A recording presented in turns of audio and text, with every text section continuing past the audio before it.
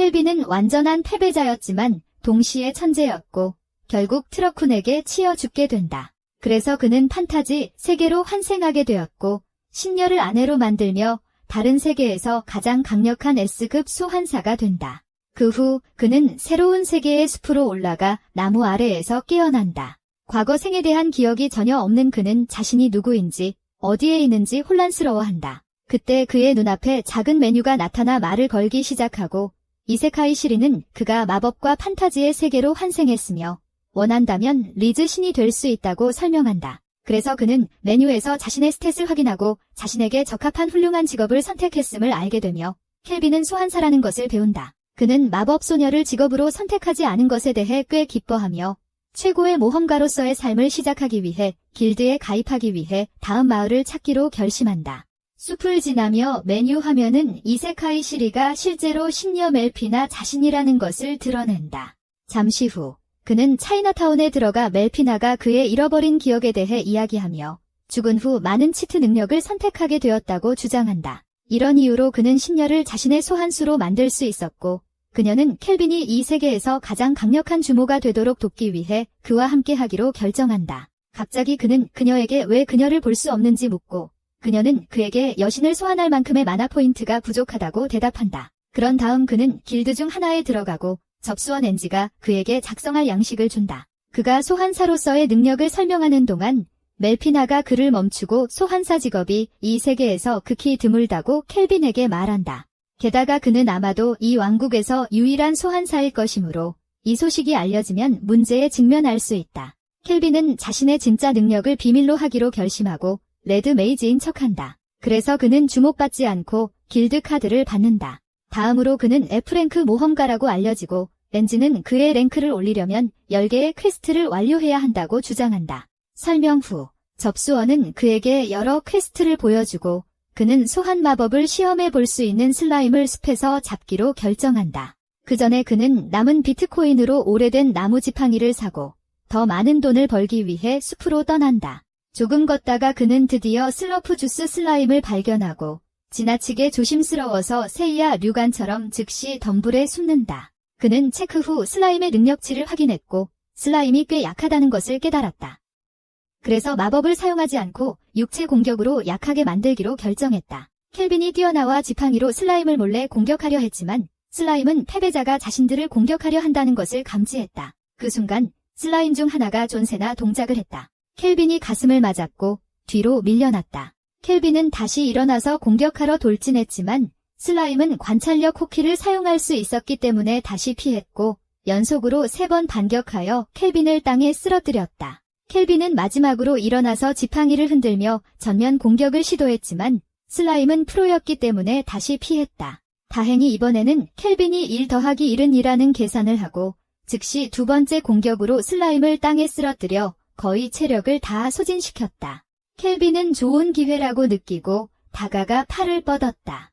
소환 마법이 활성화되고 슬라임과 계약이 맺어졌다. 그 후 그는 슬라임을 소환했고 이름을 수이로 지으려고 했지만 무코타가 허락하지 않아서 슬라임에게 클로토라는 이름을 지어줬다. 다음으로 그들은 슬라임을 더 사냥할 예정이고 클로토는 형제와 자매를 흡수하기 위해 죽이는 것에 흥분해서 위협적이었다. 저녁이 되자 그들은 마침내 슬라임 무리를 발견하고 덤불을 통해 조심스럽게 접근한다. 켈빈은 클로토에게 오른쪽 슬라임을 처리하라고 하고 자신은 다른 슬라임을 상대한다. 곧 그들은 덤불에서 뛰쳐나온다. 켈빈은 즉시 바람 마법을 사용해 슬라임을 베어내고 클로토는 화려한 로키 발보와 복싱 동작을 선보인다. 상대를 없애기 전에 클로토가 매우 강력해 보이기 때문에 켈빈은 혼란스러워한다. 그래서 그는 슬라임의 스탯을 확인하고 1레벨임에도 불구하고 놀라운 스탯을 가지고 있음을 깨닫는다. 멜피나는 이것이 그가 이 세계에서 유일한 SS 등급 소환사이기 때문이라고 설명한다. 이 때문에 켈빈의 모든 가족은 그와 소환 계약을 맺은 후 치트 능력을 얻게 된다.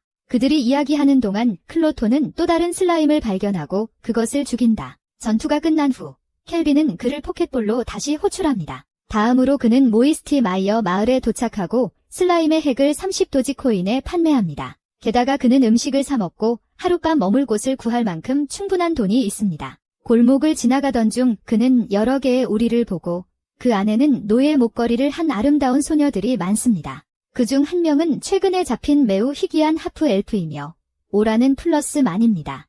그는 이 상황을 무시하기로 결정하고 단순히 여관으로 걸어가 하룻밤 방을 구합니다. 곧 그는 저녁을 먹으러 내려가고 이 세계에서의 그의 삶이 형태를 갖추기 시작합니다. 며칠이 지나고 그는 늑대 괴물과 다른 악마들과 싸우며 더 많은 모험을 떠나고 이 세계에서 가장 강력한 소환사가 되기 위해 준비합니다. 그래서 켈빈이 모험을 시작한 지 며칠이 지나고 드디어 그의 10번째 퀘스트를 완료했습니다. 그는 길드에 들어가 2랭크 모험가로 승진하게 되며 이는 다른 모험가들을 질투하게 만듭니다. 그럼에도 불구하고 그는 고위 직업을 요청하지만 접수원이 대답하기도 전에 캐셀이라는 과일 같은 못생긴 금발 남자가 나타나 그에게 블랙나이트를 처치해야 한다고 말합니다. 그는 그에게 자신이 D등급 모험가라고 말하며 켈빈에게 파티에 합류하길 원한다고 한다. 켈빈은 자신의 스탯을 보고 자신이 D등급 모험가의 능력을 훨씬 뛰어넘는다는 것을 깨닫는다. 그래서 그는 제안을 거절하고 대신 누가 먼저 흑기사 블랙나이트를 쓰러뜨리는지 경쟁하자고 주장한다. 캐시엘은 이 말에 놀란 듯 보이지만 동의한다. 길드를 나서기 전에 켈빈은 캐시엘이 함정을 꾸밀 수도 있다고 생각했고 유튜브 조회수를 위해 장난칠 계획이다. 함정임을 알면서도 그는 흑기사와 맞서 싸우기로 결심한다. 자신의 힘을 시험해보고 싶기 때문이다. 캐시엘은 골목으로 나가서 푸른 머리의 광대와 뚱뚱한 친구들을 만나는데 그들은 누가 가장 큰 패배자가 될지 경쟁한다. 그러나 뚱뚱한 친구는 단순히 누군가를 주먹주먹거리기 위한 펀칭배그로 쓰고 싶다고 말한다. 캐시엘은 악한 미소를 지으며 걱정하지 말라고 말하는데 이미 흑기사의 성에 도착했으며 그곳은 루이지의 저택처럼 보인다고 한다. 캐시엘과 그의 팀원들은 서둘러 내부로 들어가서 모든 생물들이 이미 사망했음을 발견한다. 갑자기 켈빈이 그림자 속에서 나타나 그들에게 늦었다고 말한다. 그는 검은 기사님이 문 뒤에 있지만 최종 보스에 도달하려면 그와 싸워야 한다고 말합니다. 캐시엘은 항상 켈빈을 죽이려고 했기 때문에 두려워하지 않았습니다. 하지만 그가 생각하기도 전에 켈빈은 그를 뚱보 패배자로 부르며 리지를 도발합니다. 그러자 리지는 달려가 켈빈을 때리려고 하지만 켈빈은 마법을 써서 땅을 모래밭으로 바꾸고 뚱뚱한 녀석을 그 안에 가둡니다. 그 후 그는 바람검을 휘두르지만 리지는 그것을 막고 다른 사람들은 강력한 공격을 간신히 피합니다. 켈빈의 강력한 공격을 본 기멜은 무서워서 도망치기 시작합니다. 하지만 켈빈은 위협적이었기 때문에 즉시 클로토를 소환해 적을 막습니다. 클로토는 커다란 괴물로 변신하여 못생긴 광대를 복도로 다시 쫓아내고 있습니다. 그 후 며칠 전 켈빈이 모험하던 모습이 나오는데 그의 슬러프 주스 슬라임이 이상하게 행동하기 시작합니다. 곧 그것은 거대한 슬라임 괴물로 진화했고 멜피나가 그에게 설명하기를 클로토는 지금까지 살아있는 가장 강력한 소환수 중 하나로 혼자서 한 나라를 파괴할 힘이 있다고 합니다. 현재로 돌아와서 클로토는 파란 머리의 광대를 벽에 내리쳐 기절시킨다. 이 모습을 본 살찐 사람은 온 힘을 다해 빠른 모래 속에서 빠져나오려고 하지만 바로 클로토에게 잡히고 만다. 캐시엘이 켈빈을 죽이기 위해 달려오자 켈빈은 유노리버스 카드를 꺼내 그들을 때려눕힌다.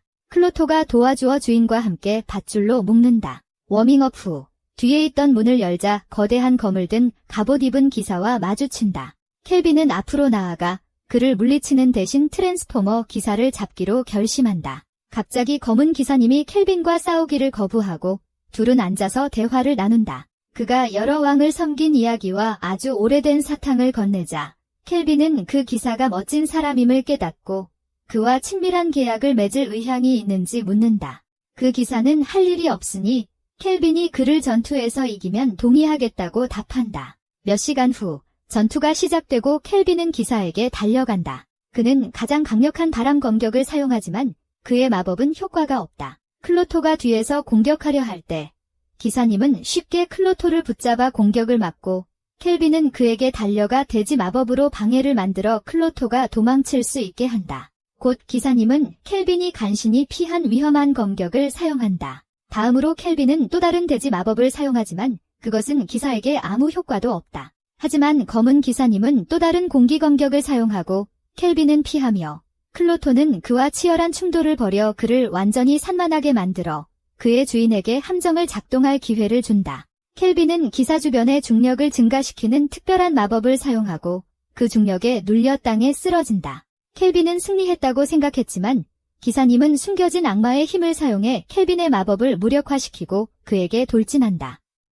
그리고 매우 강력한 공격을 켈빈에게 날리는데 켈빈은 간신히 돼지 마법으로 피한다. 기사님은 엄청 빠르게 거리를 좁히며 전투를 끝내려 하지만 켈빈은 다시 한번 중력 마법을 사용해 기사님의 속도를 늦추고 클로토는 기사 앞에 나타나 태양광 빔이라는 특별한 포켓몬식 식물 공격으로 상대를 강하게 쏘아 올린다. 다음 날 아침, 켈빈은 부서진 검은 기사 헬멧을 들고 길드에 방문한다. 그는 엔지와 다른 모험가들로부터 칭찬을 받았으며 카셸과 그의 무리도 잡아 감옥에 수감된 범죄자들로 처벌받았다. 나중에 켈빈은 자신의 방에서 낮잠을 자려고 계획했고 그와 검은 기사 간의 친숙한 계약도 성공적으로 맺었다는 것이 드러난다. 그래서 그는 충분한 휴식을 위해 방으로 향했는데 갑자기 자신에게 반한 듯 보이는 노인을 발견한다. 노인은 자신이 이성애자라고 말하며 자신을 길드장 레오라고 소개한다. 켈빈은 그가 이성애자라는 말을 듣고 안도하며 왜 이전에 레오가 자신을 빤히 쳐다봤는지 궁금해한다. 그 후 망설임 없이 길드장은 켈빈에게 그가 다른 세계에서 왔는지 묻는다.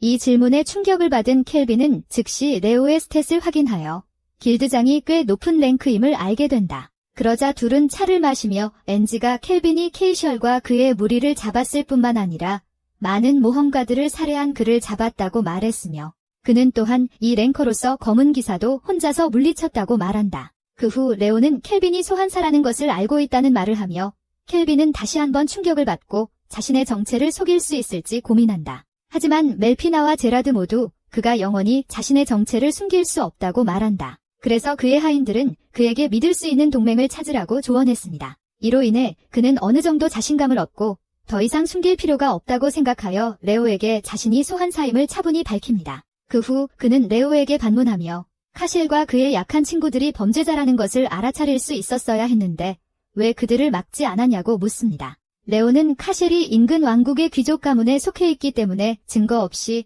그들을 체포할 입장이 아니었다고 대답합니다. 하지만 레오는 켈빈에게 긴장을 풀라고 말하며 자신은 그의 적이 아니라 친구가 되고 싶다고 전합니다.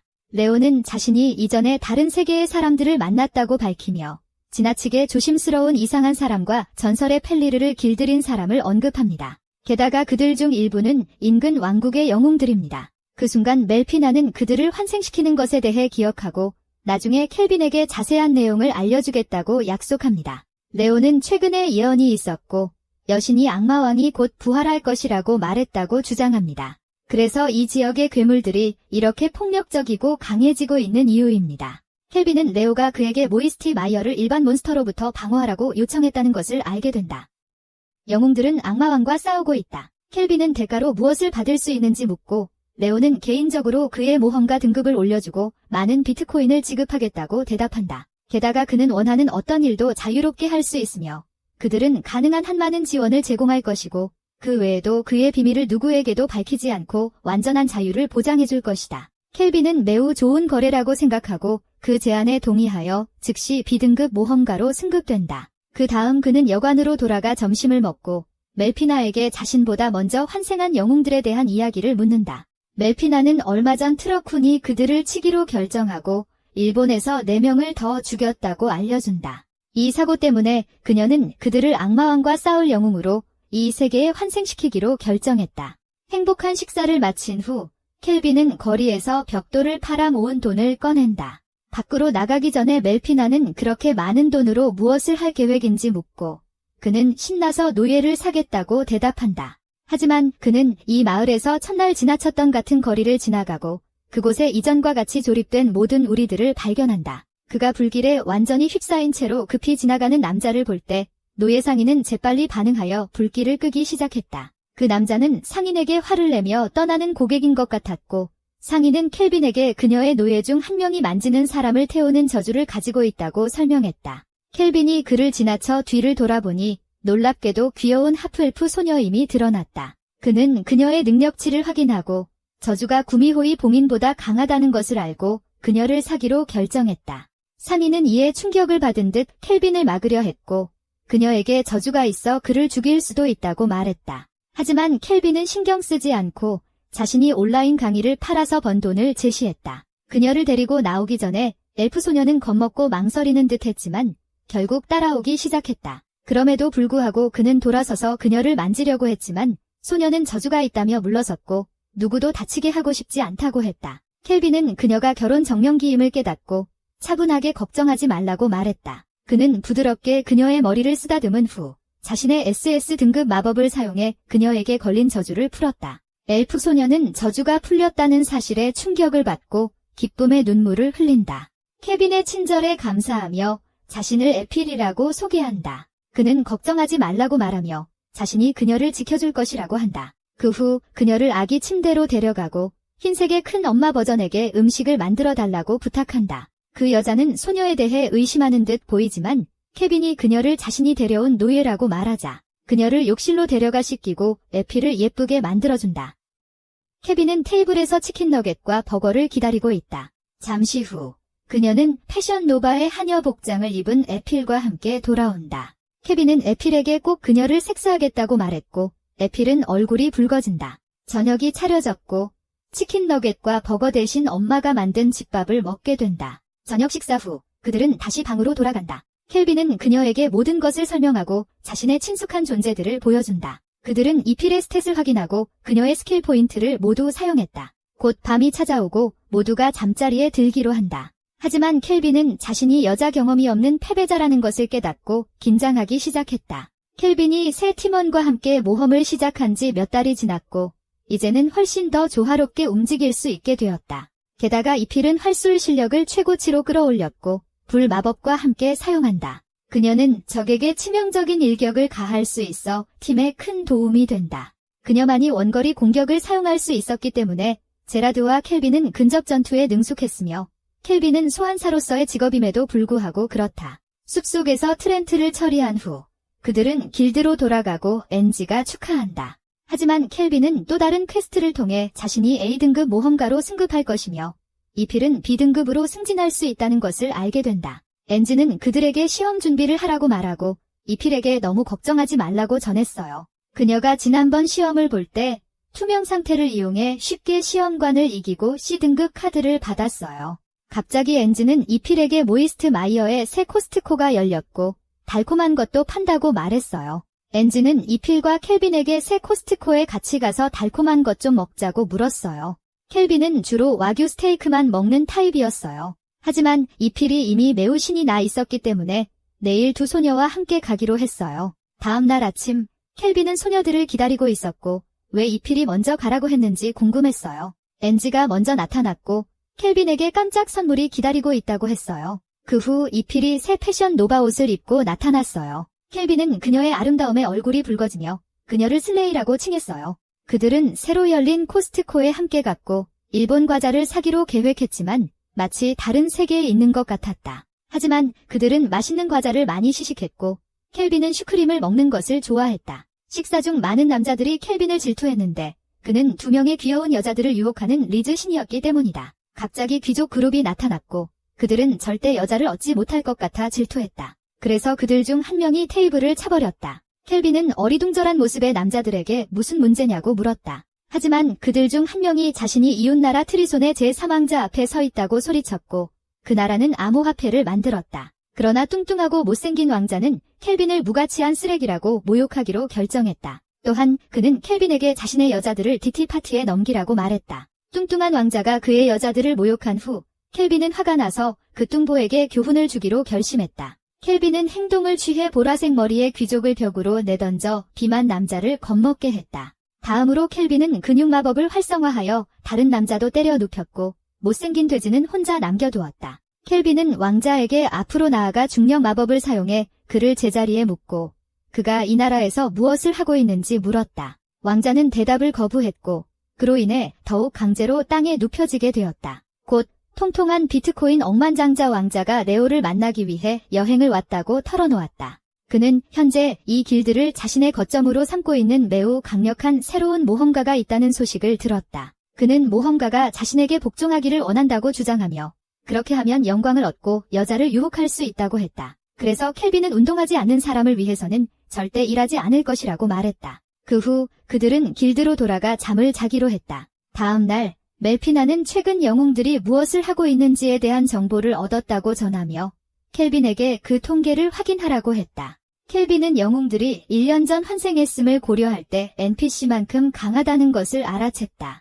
멜피나도 동의하며 그들은 쓸모없는 쓰레기일 뿐이고 곧 부활하는 마왕을 이길 가능성은 없다고 말했다. 켈빈은 영웅들이 마왕을 상대하기에는 너무 약하다는 것을 이해한다. 그에 비해 한 달도 채 되지 않아 이곳에 온 그에게 영웅들은 벌레에 불과했다. 게다가 켈빈의 팀원들은 이미 훨씬 강해졌고 첨단 무기도 갖추고 있었다. 그들이 무기를 점검하는 동안 클레어가 문을 두드리며 켈빈에게 레오가 보고 싶다고 말했다. 켈빈은 곧장 길드로 가서 레오가 최근 어둠의 동굴 안에 비밀의 방이 발견됐으며 그 방에는 매우 강력한 S랭크의 악마가 살고 있다고 말했다. 하지만 길드 내 누구도 이 임무를 맡을 수 없어서 켈빈은 퀘스트를 수락한다. 오후에 켈빈과 그의 파티는 드디어 그 장소에 도착했지만 그곳에서 에르드를 만난다. 그래서 켈빈은 어떤 진전이 있는지 묻지만 에르드는 솔직히 이 악마의 강함이 얼마나 될지 알지 못한다고 밝혔다. 그는 다음으로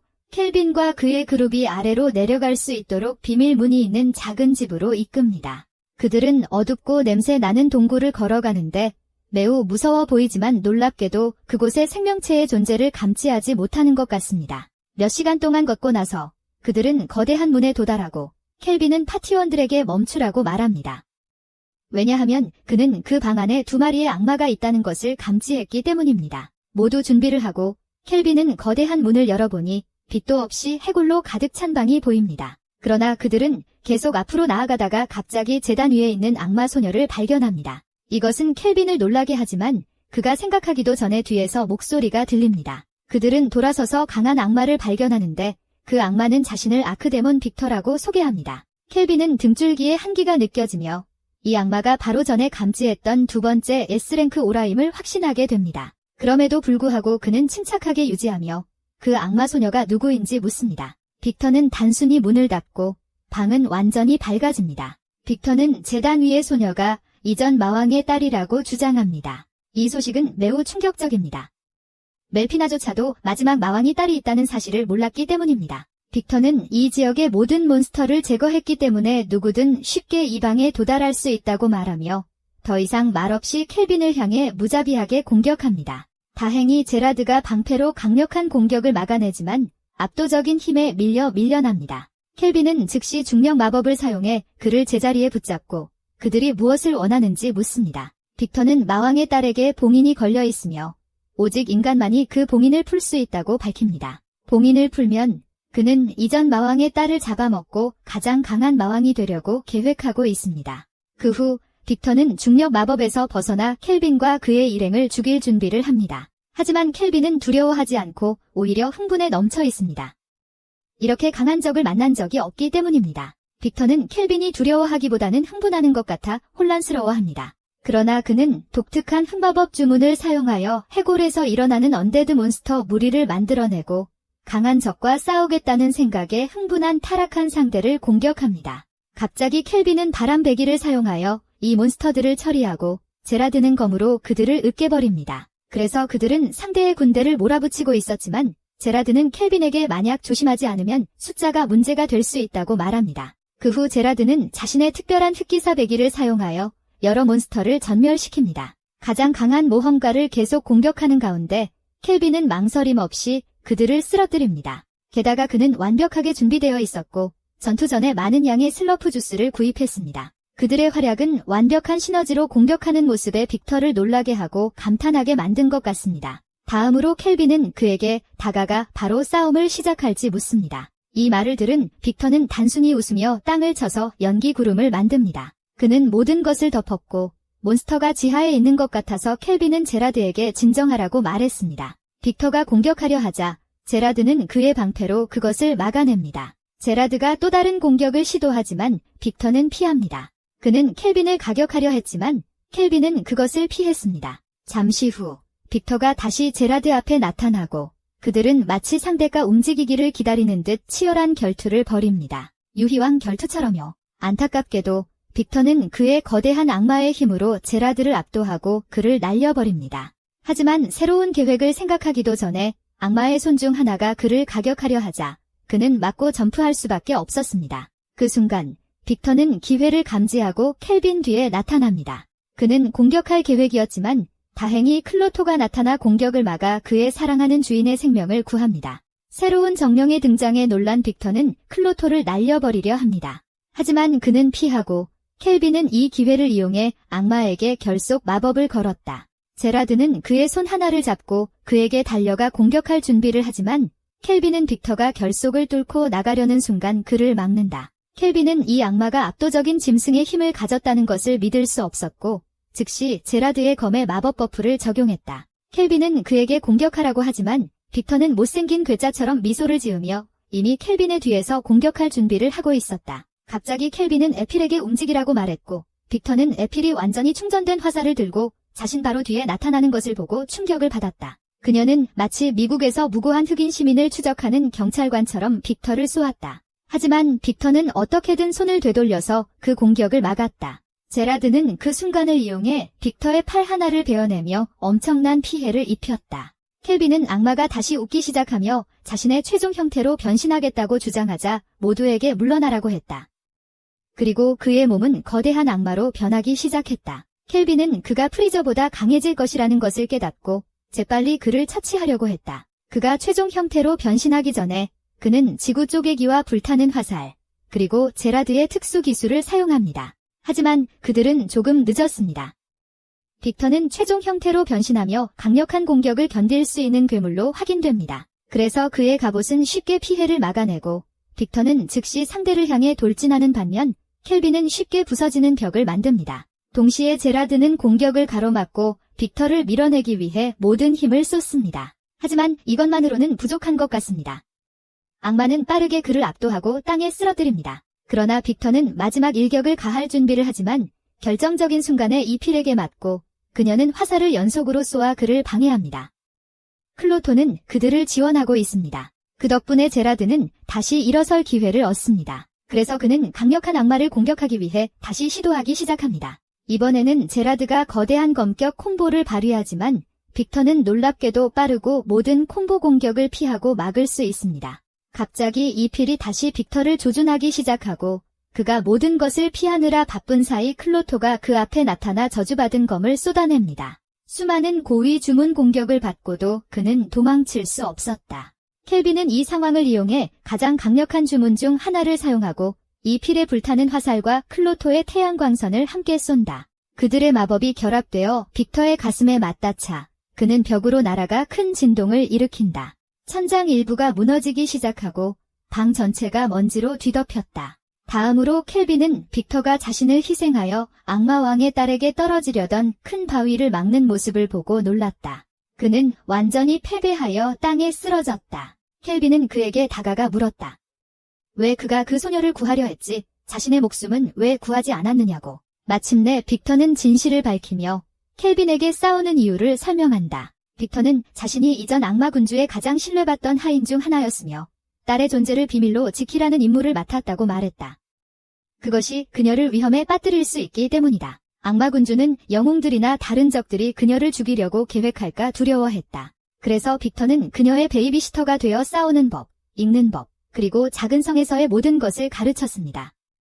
그 성은 이제 파괴되었습니다. 그 후 켈빈은 인간들이 영웅과 함께 도깨비들을 압도하며 도착한 날에 대해 알게 되었습니다. 이 상황에서 도망칠 방법이 없다는 것을 알게 된 악마 군주는 빅터에게 마지막 임무를 주었고 그의 딸이 살아남도록 해달라고 요청했습니다. 게다가 그는 그녀에게 마음씨 좋은 인간만이 부술 수 있는 봉인을 걸었습니다.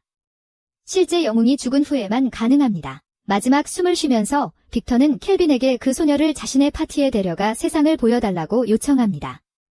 그녀가 본 것은 죽음과 파괴뿐이기 때문입니다. 이 이기적인 소원을 요청한 후 악마 군주의 오른팔이 사망하고 켈빈은 제단으로 걸어가 그녀를 일으키기 위해 봉인을 부숩니다. 봉인이 부서지자 소녀는 혼수 상태에서 깨어나고 그녀는 무슨 일이 있었는지 아는 것 같습니다. 그녀는 즉시 울기 시작합니다. 잠시 후 그들은 모두 밖으로 나가고 에르드는 안에서 무슨 일이 있었는지 묻습니다. 그래서 켈빈은 자신의 등에 있는 소녀가 단순한 고아였고 악마에게 납치되었다고 거짓말합니다. 그는 그들이 S랭크의 악마를 물리쳤다고 보고합니다. 이어 그는 에르드에게 빅터의 갑옷 조각을 주며 이것이 그들의 승리에 대한 증거라고 말합니다. 모든 것을 에르드에게 보고한 후 켈빈은 휴식을 취하고 싶어 했고 그들은 빠르게 산으로 이동하여 쉬었습니다. 그는 만약 누군가가 사라의 정체를 알게 된다면 큰 문제가 생길 것이라는 것을 알고 있습니다. 그동안 사라는 진정된 것 같고 켈빈에게 자신을 소개합니다. 갑자기 그녀는 그가 자신의 파티에 악마를 원한다고 확신하는지 묻습니다.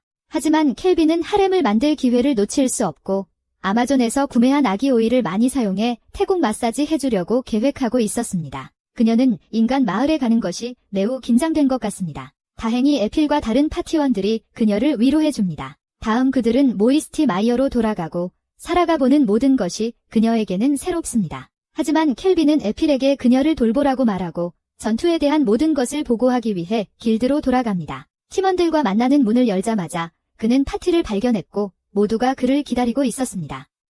그는 A등급 모험가로 승진했기 때문입니다. 그들은 모두 프라임 하이드레이션 보드카 맛을 마시며 취하고 밤늦게까지 먹었습니다. 한밤중에 켈빈은 목이 말라 깨어났고 밖에서 달을 바라보는 사라를 발견했습니다.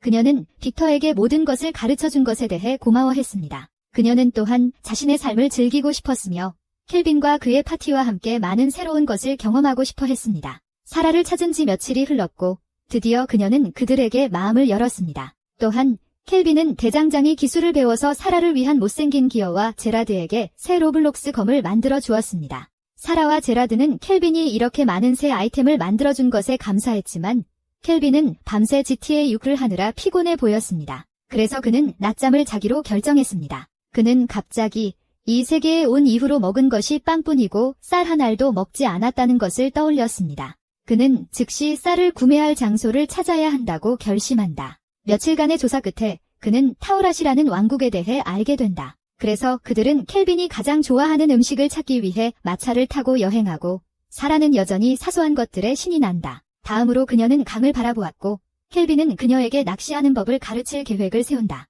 갑자기 마차가 멈추고 못생긴 도둑들이 그들을 매복한다. 파란 머리의 올리펜스 여성은 운전사에게 자신의 목숨이 걱정된다면 움직이지 말라고 한다. 그녀는 그들이 블랙윈드갱의 일원이라고 말하지만 에필과 사라는 두려워하지 않는다. 그러나 켈빈은 이 그룹이 타우라시 지역에 살고 있으며 유명한 강도단이라는 것을 알게 된다. 켈빈은 그들의 스탯을 확인하고 낮은 레벨 때문에 실망한다. 그는 모이스티 마이어의 NPC들이 더 강했음을 기억한다. 그들은 따뜻하게 데우기조차 힘들었어요. 그래서 그녀에게 사라가 신경 쓰지 말라고 했어요. 그 전에 그녀에게 새 무기를 사용할 수 없다고 말했어요. 그것이 그들을 죽일 테니까요. 그녀는 실망했지만 여전히 혼자서 나아가고 그 모습에 멍청한 도둑들이 놀라워했어요. 갑자기 올리펜즈 여자애가 사라를 비웃으며 그녀의 팀원들에게 여자들을 다치게 하지 말라고 했어요. 보스가 그들과 함께 스트릿포커를 치기 위해 살려두길 원하니까요. 한 남자가 움직였지만 곧 강하게 맞아 날아갔어요. 이 모습에 도둑 무리들은 충격을 받았지만 그 여자애는 이것이 초보자의 행운이라고 생각했어요. 다음으로 다른 남자들이 사라를 공격했지만 비슷한 방식으로 날아갔고 큰 남자는 거대한 망치를 들고 그녀를 짓누르려 했어요. 불행히도 사라는 한 손으로 망치를 멈췄어요. 그들은 사라를 어린 소녀에 불과하다고 오해했어요. 그녀가 유아의 힘밖에 없다고 생각했죠. 하지만 완전히 틀렸어요. 잠시 후 사라는 그들에게 교훈을 주고 모두를 밧줄로 묶었어요. 오직 펜스 여자애가 입을 다물지 못하고 전형적인 페미니스트 인플루언서처럼 그들에게 소리치기 시작한다.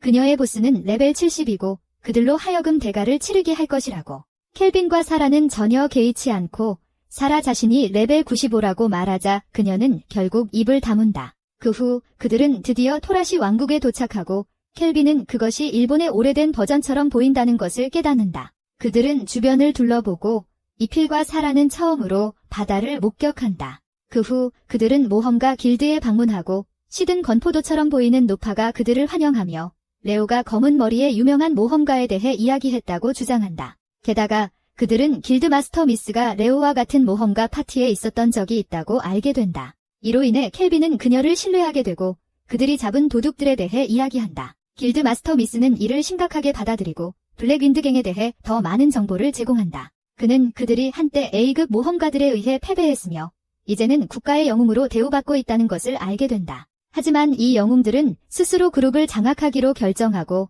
여성과 아이들을 납치하여 스퀴드 게임의 플레이어로 팔기 시작했다. 이 필은 그들을 즉시 찾아서 잡아야 한다고 말합니다. 하지만 미스는 그게 그렇게 쉽지 않다고 주장합니다. 만약 그들이 국가 영웅들을 잡는다면 큰 문제가 발생할 수 있습니다. 켈빈은 그에 대해 생각하다가 갑자기 움직임 없이 마을 정문으로 들어오는 사람들의 존재를 느낍니다. 그리고 그는 영웅과 그들의 일행이 마을로 들어오는 것을 보고 의심이 확신으로 바뀝니다. 그래서 켈빈은 리스에게 영웅 일행이 이 도둑 무리를 처치한다면 대중은 실망하지 않을 것이고 영웅들은 어떤 정부에도 속하지 않으니 문제가 없을 것이라고 말합니다. 리스는 이 제안에 동의하고 영웅들을 길드로 초대한 후 블랙 윈드갱에 대한 상황을 설명합니다. 그 사이에 켈빈과 그의 일행은 도둑들의 은신처로 들어가서 즉시 그들 중 한 명을 제압합니다. 다음으로 우리는 위시에서 주문한 조커처럼 생긴 남자가 몇몇 여성들을 괴롭히고 있는 모습을 봅니다. 그 순간 켈빈이 문을 열고 못생긴 남자가 반응하기도 전에 제라르가 그를 벽에 부딪혀서 위시에서 주문한 조커를 쓰러뜨립니다. 그들은 앞으로 나아가서 리더들이 있는 방의 문을 열고 켈빈은 즉시 그들의 엄마를 모욕합니다. 그러나 싸움이 벌어지고 그룹의 리더는 자신이 켈빈과 같은 수준이라고 믿습니다. 하지만 켈빈은 곧 그에게 자신의 파티를 이기는 것이 맥도날드에서 감자튀김을 튀기는 것보다 더 쉽다고 말합니다. 갑자기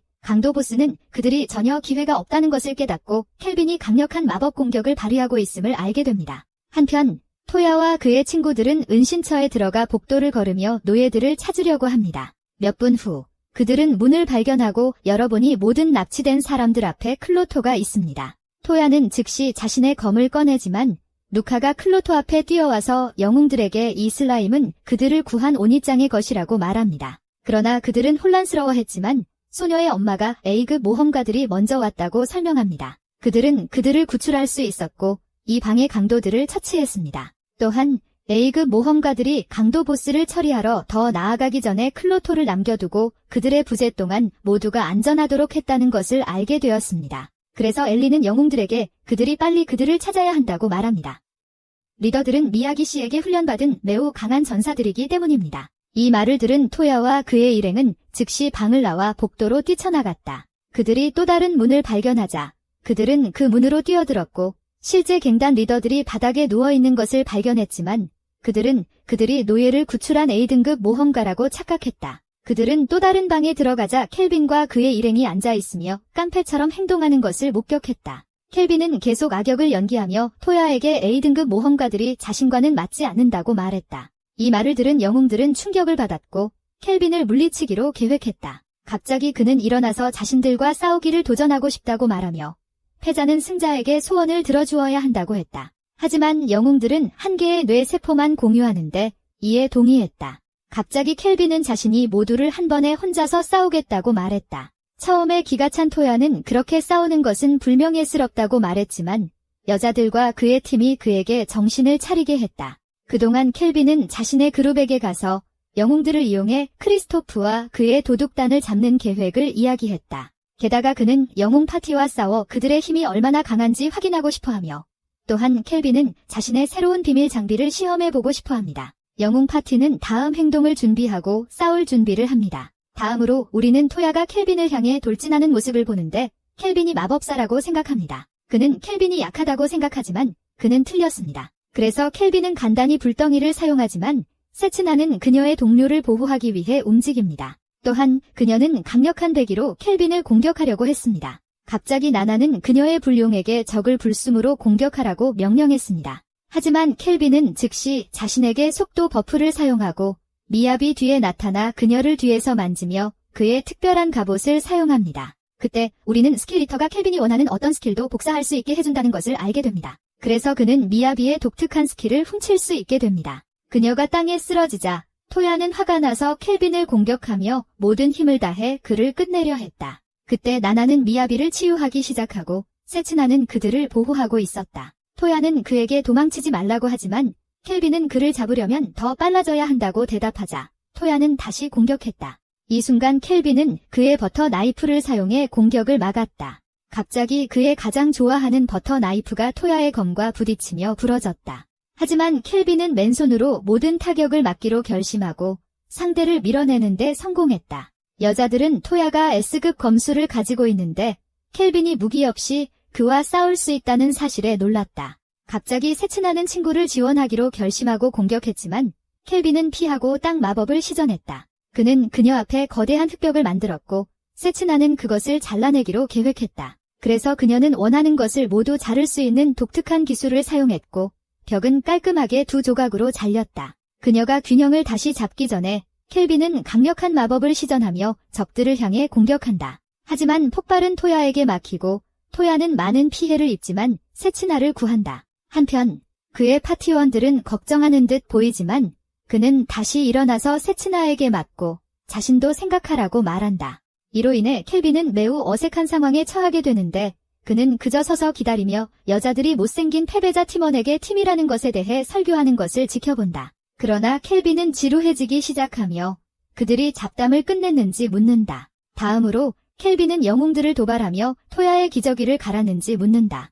그 순간 그는 요정에게 눈이 멀었고 감탄한다. 나나를 따라가며 즉시 그녀의 얼음 마법을 사용해 켈빈을 끝내고 나나는 켈빈을 해방시키며 미야비는 중력을 이용해 켈빈을 제자리에서 멈추게 한다. 토야와 세츠나는 켈빈을 향해 달려가고 켈빈은 폭발 마법을 사용한다. 영웅들은 큰 피해를 입었지만 일어나서 켈빈이 먼지 속에서 완전히 무사히 나타나는 모습을 본다. 그 후 켈빈은 나나와 미야비에게 조언을 해줬다. 그는 그들에게 결속 주문을 걸고 난 뒤에 공격 주문도 함께 사용했어야 도망치기 훨씬 어려워졌을 것이라고 말했다.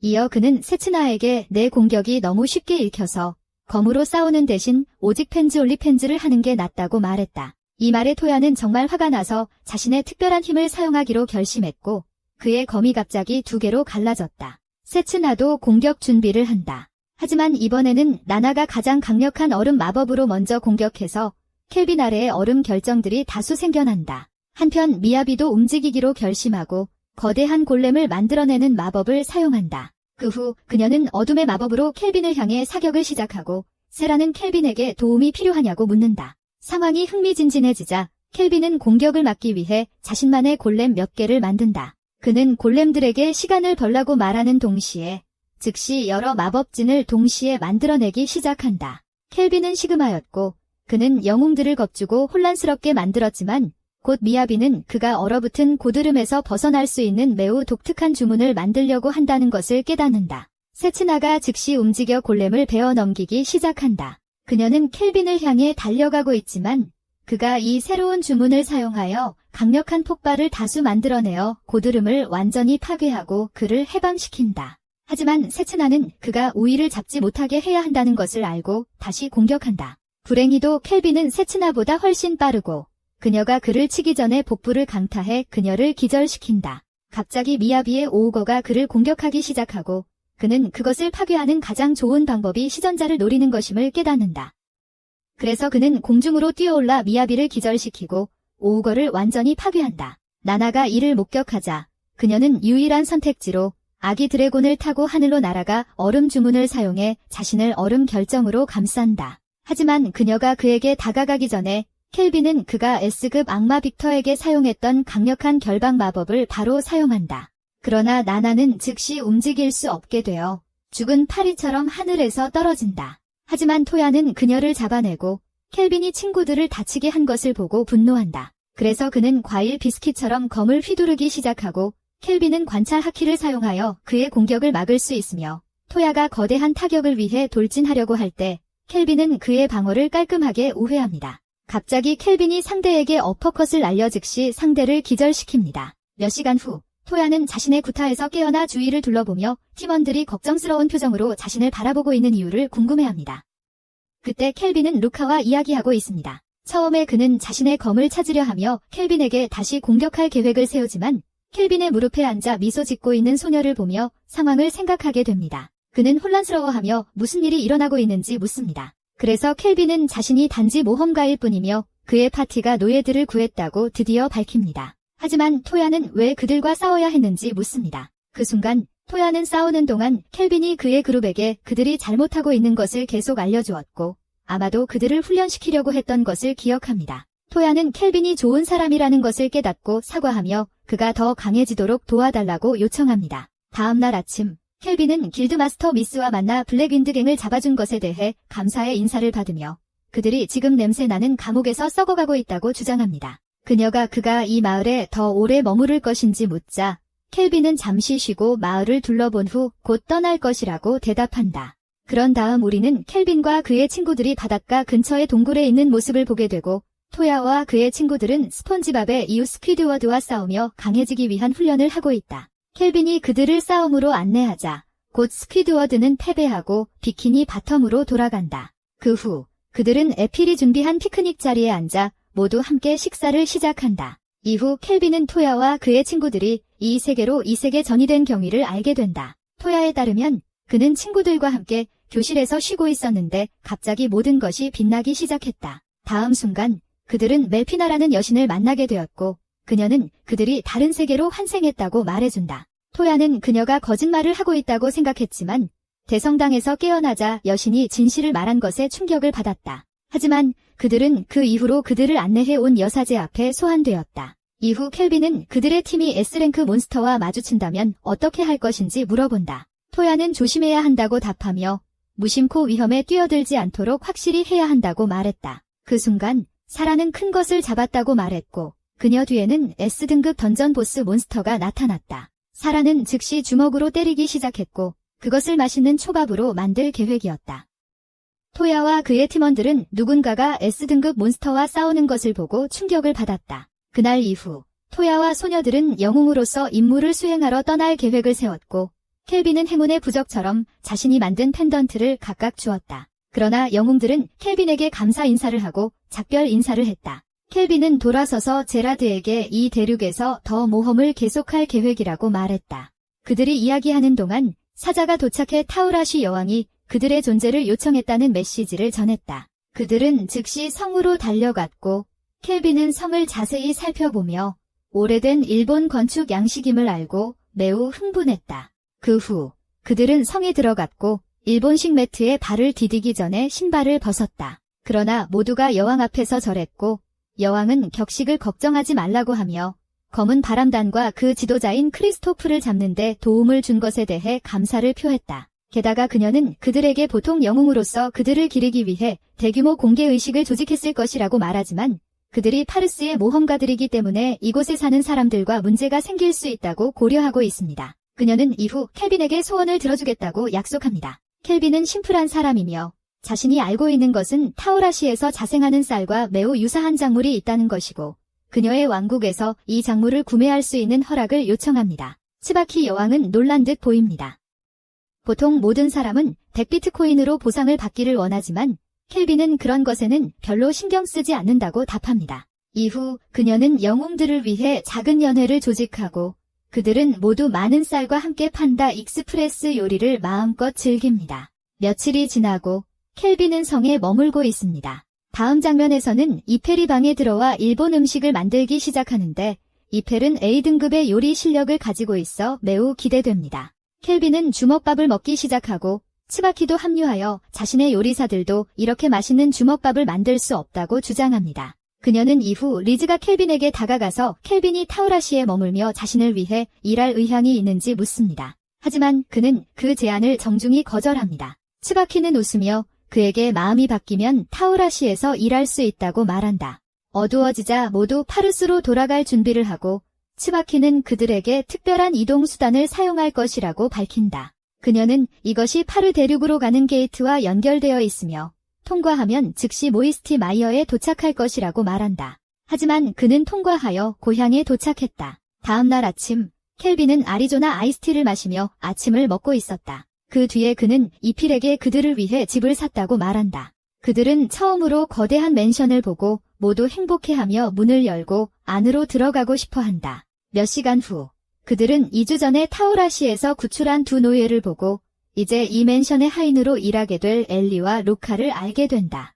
이후 켈빈은 전통 일본식 공중 목욕탕으로 개조된 방에 들어가 긴 목욕을 즐긴 후 밤에 잠을 자기 위해 침대에 쓰러진다. 갑자기 그는 아내 이로의 목소리를 듣게 되는데 그녀는 자신의 아바타를 만드는 것을 끝냈다고 주장한다. 그 순간 켈빈은 그녀를 소환할 만큼 충분한 마나 포인트를 얻었다는 것을 깨달았다. 그는 재빨리 침대에서 일어나자마자 마법진을 생성하는 주문을 외우고 그를 통해 아름다운 여신 멜피나가 내려왔다.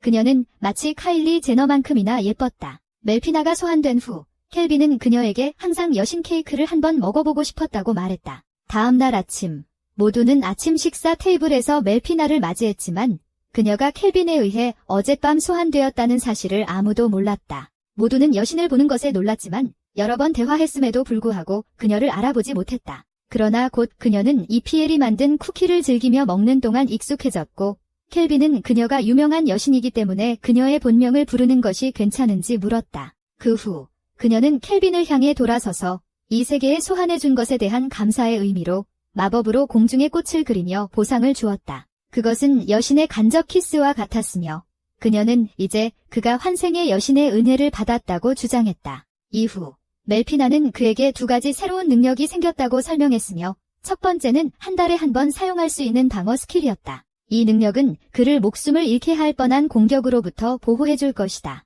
그녀는 다음으로 2번째 능력에 대해 이야기하며 그가 이 세계에 자신의 영웅을 소환할 수 있는 힘을 가지고 있음을 드러냅니다. 그날 늦게 사라는 훈련실에서 멜피나에게 결투를 도전하여 누가 먼저 켈빈의 숨결을 빼앗을 수 있는지 결정합니다. 제라드는 그의 넷플릭스 구독이 만료되어 이 싸움에 대해 신이 났습니다. 제라드는 루카와 함께 구석 벤치에 앉아 여자가 요리하는 것을 지켜봅니다. 잠시 후 멜피나의 창이 강력한 공격의 충격으로 부서지지만 멜피나는 웃으며 사라는 자신의 건틀렛이 파괴된 것을 깨닫습니다. 하지만 그들은 할인된 가격을 보고 흥분한 중국인처럼 싸웠고 사라가 우위를 점하기도 전에 멜피나는 무릎을 꿇습니다. 제라드는 박수를 치고 사라는 멜피나가 일어나는 것을 도와줍니다. 목욕을 마친 후 멜피나는 깊은 생각에 잠긴 켈빈을 방문하기로 결정합니다. 그는 왜 영웅들이 이 세계에 소환되어야 하는지 이해하지 못합니다. 멜피나는 뒤에서 그를 놀라게 하고 켈빈은 그녀가 2컵한 여자 영상을 따라 하려는 줄 알았지만 멜피나는 그저 초콜릿이라고 말합니다. 그 후 그는 그녀에게 왜 영웅들을 소환해야 하는지 묻고 그들 없이도 마왕을 멈출 방법이 없냐고 물었다. 멜피나는 그에게 마왕의 환생은 자연스러운 질서로 조작할 수 없는 것임을 설명한다. 그녀는 켈빈에게 라바타, 마지막 에어밴더를 봤는지 묻고 켈빈은 그녀가 말하려는 바를 이해했다. 게다가 그녀는 마왕은 평범한 악마처럼 보여서 구별할 수 없지만 2가지 특별한 속성이 있어 그를 다르게 만든다고 말한다. 하지만 첫 번째 속성은 선한 악마를 순수한 악으로 변화시키기 시작하고 그가 가진 2번째, 가장 강력한 속성은 어떤 마법도 무효화하는 능력이다. 갑자기 멜피나는 미소를 지으며 영웅들은 다른 세계에서 소환된 것이라 이 세계 출신이 아니기 때문에 자연의 질서가 적용되지 않는다고 말한다. 이 때문에 마왕은 트럭군에게 치인 사람이나 빛나는 마법진에 갇혀 소환된 사람들의 마법을 무효화할 수 없다.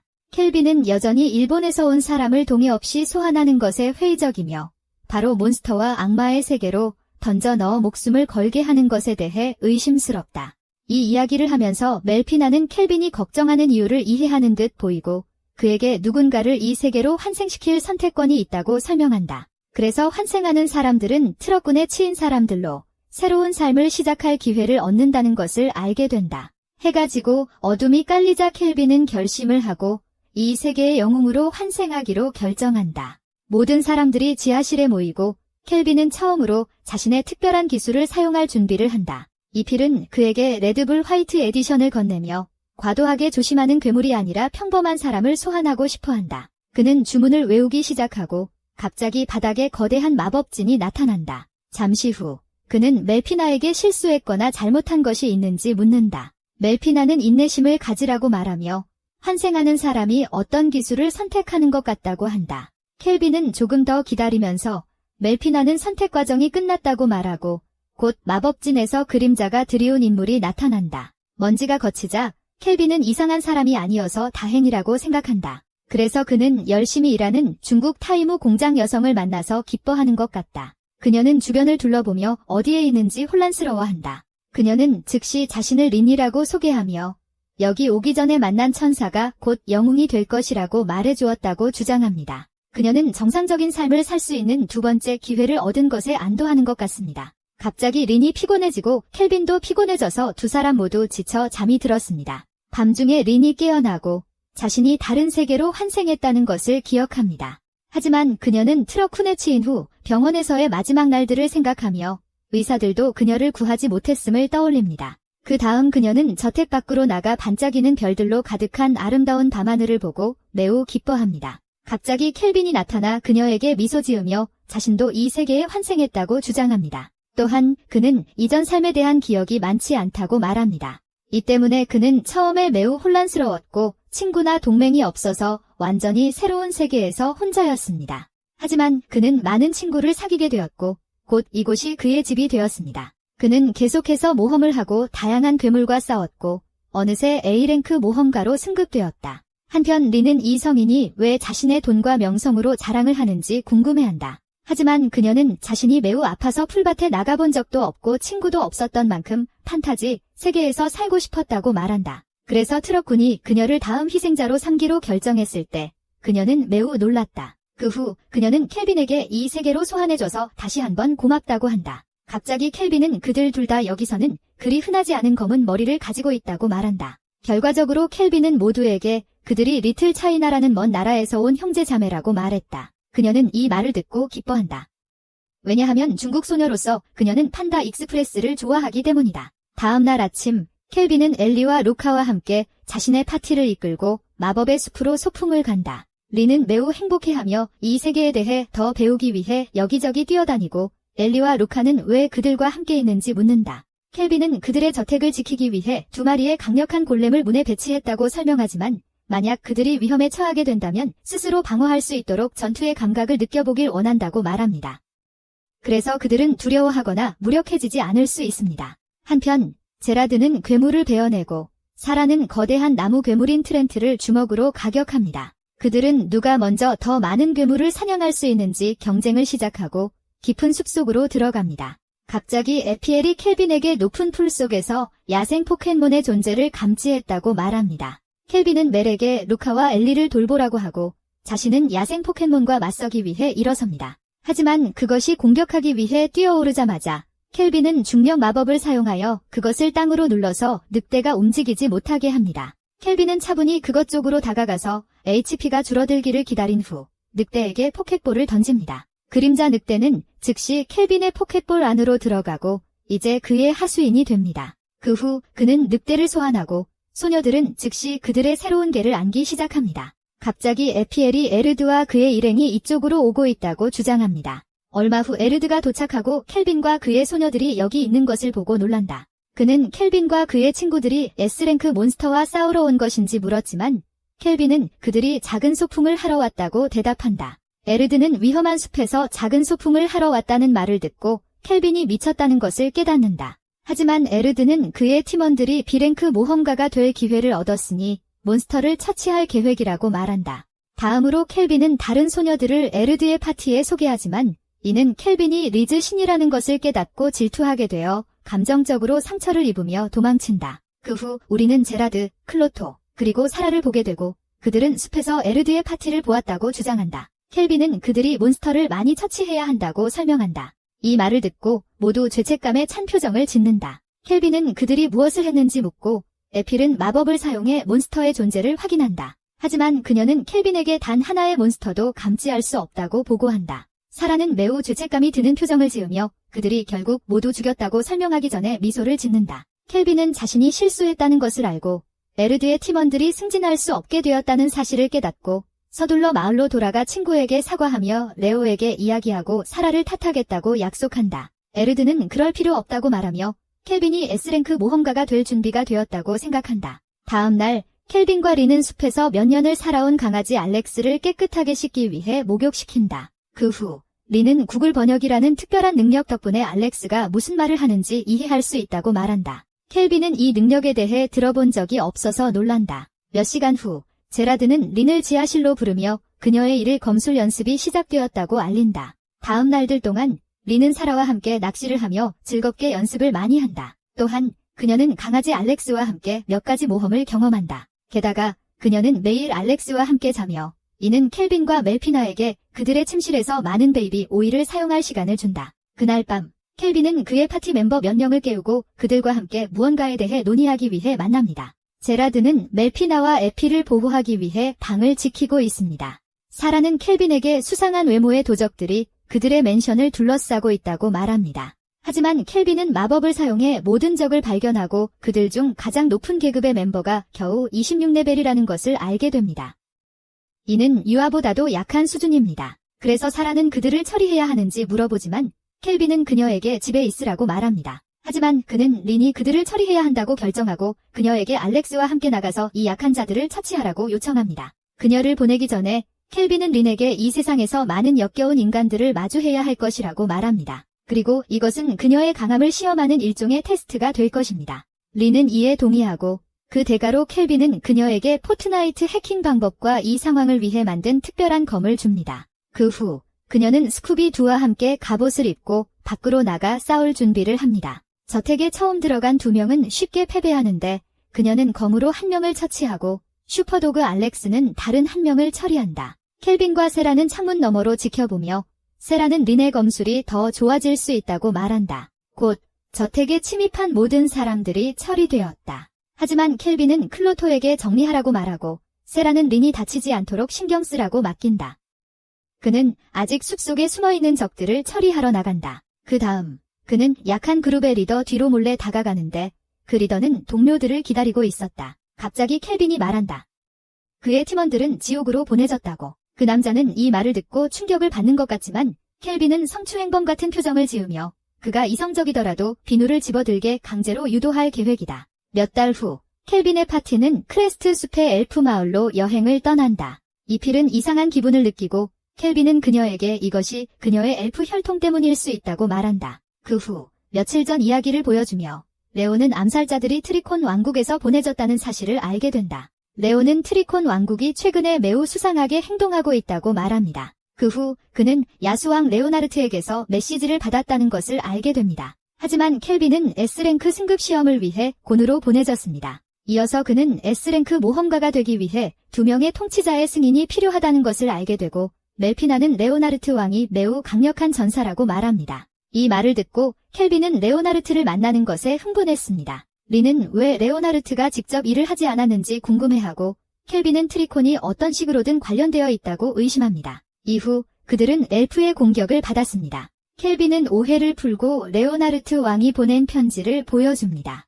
마을의 장로 넬로루스가 그들을 맞이하고 무지에 대해 사과합니다. 갑자기 그는 에피를 바라보며 그녀를 루미엘이라고 부릅니다. 그것은 에피를 충격에 빠뜨렸고 그녀는 혼란스러워했다. 오해가 풀린 후 켈빈은 에필의 출생지에 대한 단서가 될 것이라 의심하며 루미엘에 대해 더 묻는다.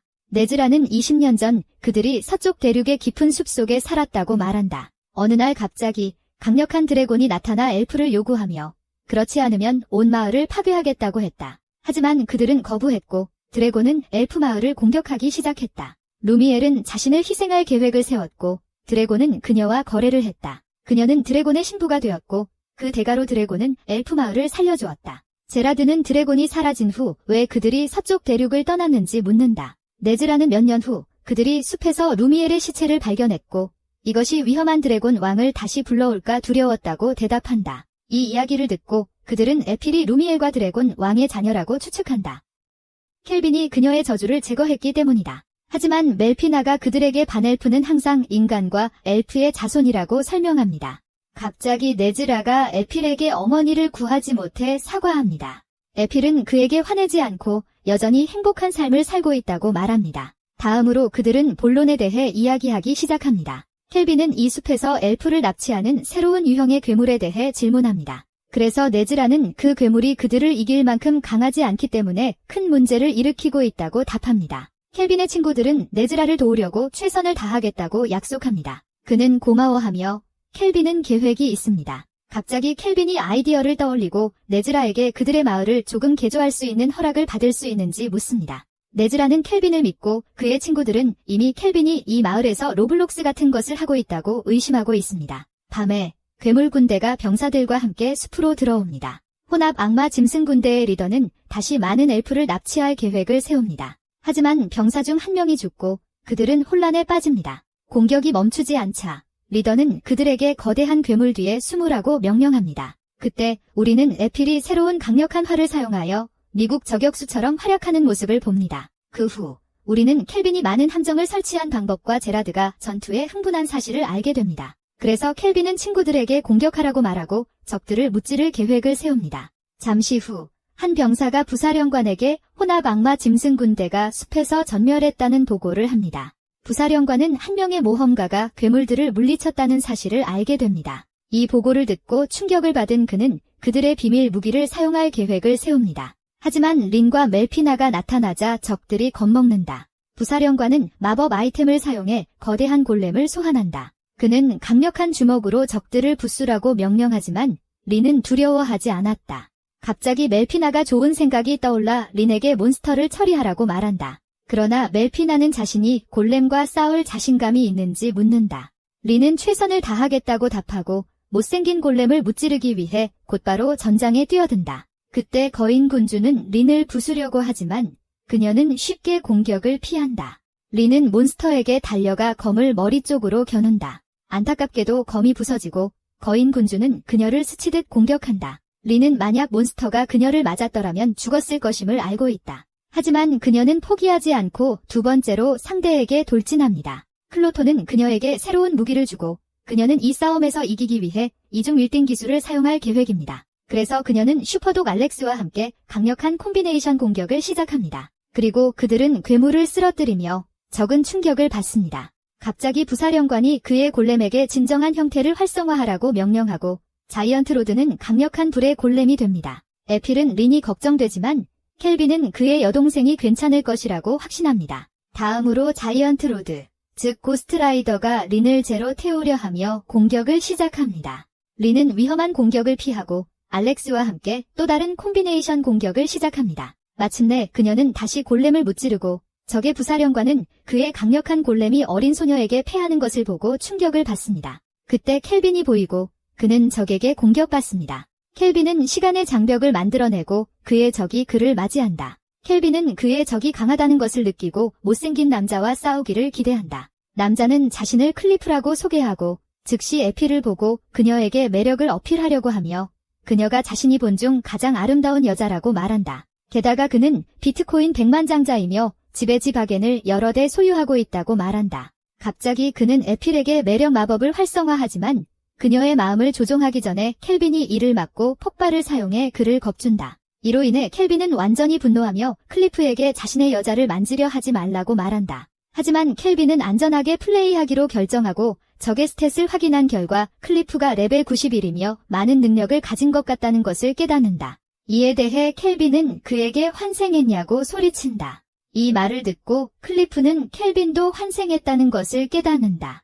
하지만 켈빈은 상황이 정말 나빠질 수 있다는 것을 알고 에필에게 어딘가에 숨으라고 말한다. 클리프가 그녀가 도망치는 모습을 보자 그는 그녀에게 멈추라고 소리치려 한다. 켈빈은 이 기회를 이용해 탑을 무너뜨리고 그것을 전투를 위해 준비된 4개의 거대한 창으로 변형시킨다. 그는 먼지 속에서 클리프를 발견하자마자 그를 방심하게 만드는 창 중 하나를 즉시 발사한다. 불행히도 클리프의 방어는 너무 강력해서 창이 날아가 버린다. 클리프는 자신의 뛰어난 방어 마법이 없었다면 상황이 무서울 수 있었음을 인정한다. 하지만 켈빈은 아직 끝나지 않았다고 말한 후 4개의 창을 동시에 그에게 발사한다. 그러나 클리프의 마법 장벽이 모든 창을 막아낸다. 켈빈은 마법 폭발을 사용하지만 클리프가 웃는 동안 모든 폭발은 무용지물이다. 켈빈은 자신이 나루토의 가하라와 싸우고 있다는 것을 깨닫고 클리프의 방어를 뚫을 방법이 있을 것이라고 확신한다. 갑자기 클리프는 그를 방해하려고 하며 그의 뒤에 호날두가 있다고 말한다. 켈빈은 바보가 아니었고 클리프의 한 측근이 그를 공격하려 했다는 것을 감지했다. 그 순간 켈빈은 이 모든 여자들이 클리프의 이상한 독특한 기술에 매료된 것 같다는 것을 깨달았다. 그래서 그는 그들을 모두 밀어내고 클리프는 그가 이길 수 없다고 말한다. 하지만 갑자기 강력한 빔이 클리프의 장벽을 강타하고 완전히 파괴한다. 이것은 클리프를 충격에 빠뜨렸고 그는 이 피를 보고 놀랐다. 그 사이에 켈빈은 고렘 무리를 소환하고 그들에게 창을 장비시켰다. 진짜 전투가 시작되었고 클리프는 그의 상대를 압도할 생각이었다. 이후 클리프는 전투 모드에 들어가 그의 지팡이를 꺼내고 둘 다 하늘로 날아오르기 시작한다. 클리프는 그의 속도를 따라잡을 수 있는 켈빈을 칭찬했다. 동시에 켈빈은 누가 더 빠른지 시험해보기로 결심하고 그에게 도전하기로 한다. 둘 다 공중에서 요리하고 있었고 두 마법사의 싸움으로 보였던 것이 곧 제3차 세계대전의 전투로 변해버렸다. 클리프는 켈빈을 쫓으며 우위를 점하는 것 같았지만 켈빈은 거의 모든 공격을 쉽게 피할 수 있었다. 갑자기 그들은 위험하게 가까이 날아가는 싸우는 골렘들 쪽으로 다가가기 시작했지만 클리프는 계속 공격을 멈추지 않았고 폭발은 그의 여자아이들을 거의 스치듯 지나갔다. 켈빈은 걱정이 되어 소리쳤다. 계속 그러면 동료들을 다치게 할 것이라고. 하지만 클리프는 켈빈이 다른 사람들을 너무 신경 쓰는 것을 놀리며 비웃었다. 그는 둘 다 이 세상의 신들이며 그들을 섬길 수 있는 모든 이들은 영광스럽다고 말했다. 이 말에 켈빈은 화가 났다. 이 세상의 사람들과의 관계를 생각하며 그는 결코 자신을 지지하는 사람들에게 그런 잔인한 짓을 하지 않을 것이라고 믿기 때문이다. 그 후 둘은 준비를 했다. 클리프는 방어막을 쌓았고 켈빈은 가장 위험한 공격 중 하나를 풀기로 결심했다. 그들의 공격이 결합되었고 클리프는 자신의 방어막이 깨졌음을 깨달았지만 동시에 켈빈의 지팡이도 파괴되었다. 갑자기 클리프는 딸기 주간때의 소녀처럼 비명을 질렀다. 그는 과민 반응을 보이며 모든 것을 파괴할 계획이다. 그는 S급 마법을 충전하기 시작하는데 이는 기본적으로 대규모 자연재해와 같다. 그리고 하늘 전체가 보라색으로 변한다. 많은 바람이 하늘로 치솟고 모든 마을 사람들이 두려움에 떨며 하늘을 바라본다. 켈빈은 산꼭대기에 착지하고 자신이 한 번도 사용해본 적 없는 새로운 지팡이를 슬라임에서 꺼낸다. 그는 마법 에너지와 슬러프 주스를 사용해 지팡이를 더 강력하게 충전하기 시작한다. 클리프가 전체 지역을 파괴할 준비를 하는 동안 켈빈의 지팡이는 마법의 나드로 변하고 두 사람은 동시에 공격을 시작한다. 그때 켈빈이 클리프의 마법을 가르고 완전히 반으로 나누어 클리프의 주문을 무효화하는 모습을 보게 된다. 강력한 공격 후 켈빈은 클리프가 다리가 잘린 채로 땅에 누워있는 것을 발견한다. 그는 결연한 눈빛으로 다리가 없는 적에게 다가가 그의 생을 끝내려 한다. 하지만 그가 마지막 일격을 가하기 전에 누군가가 클리프를 구한다. 켈빈은 클리프를 태운 변형 로봇이 날아가는 것을 보기 위해 돌아선다. 트리스탄은 자신을 소개하며 트리손 왕국의 장군 중 한 명이라고 주장한다. 그는 켈빈에게 자신이 엘프 마을 공격의 범인이라고 말한다. 하지만 트리스탄의 남자는 그들이 오늘 패배했다고 말하며 집으로 돌아가기 위해 순간이동 마법을 사용한다. 적들이 사라진 후 전투는 마침내 끝난다. 이필은 다른 이들에게 그들의 승리에 대한 좋은 소식을 전한다. 네즈라는 그들의 승리를 알게 된 후 마을이 구해졌다는 사실에 매우 기뻐하며 즉시 영웅들을 위한 잔치를 준비할 계획을 세운다. 켈빈은 친구들과 만나고 멜피나, 사라, 린이 서로 경주를 하고 있는 것 같다는 것을 알아차린다. 결국 린이 이기게 되고 켈빈은 이번 전투에서 모두의 지원에 대해 칭찬한다. 그날 밤 그들은 파티를 열지만 켈빈은 산 꼭대기에 앉아있다. 곧 그의 일행 나머지와 작은 엘프 소녀도 도착했고 그녀는 즉시 켈빈을 안아줍니다. 갑자기 그녀는 웃기 시작하며 자신이 진짜 이름은 레오나르트라고 말합니다. 그는 이 아바타를 이용해 그를 몰래 관찰했고 켈빈의 전투 기술을 배우기 위해서였다고 주장합니다. 또한 켈빈이 시험에 합격했다고 자랑스럽게 말하며 이제 켈빈은 S랭크 모험가가 되었다고 합니다. 레오나르트는 그들이 왕국에서 큰 의식을 치를 것이며 켈빈이 공식 S랭크로 승진할 것이라고 말합니다. 게다가 다른 S랭커들 간의 작은 토너먼트도 있을 예정입니다. 그래서 켈빈은 정말 신이 나서 토너먼트에 참가하는 것을 기다릴 수 없었습니다.